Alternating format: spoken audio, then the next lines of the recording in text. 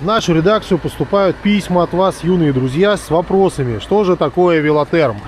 Вот что такое Велотерм. Это вот такая вот колбаса.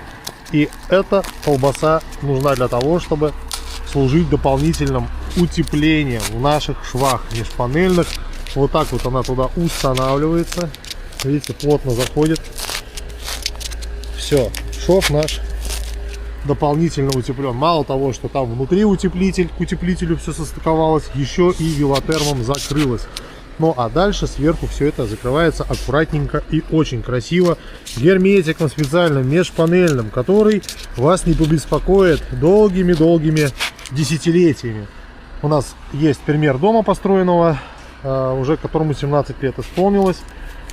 Производство ЖБ-1, город Псков. И там до сих пор родной герметик установлен. С ним ничего не произошло. Вот такая вот колбаска Велотерм.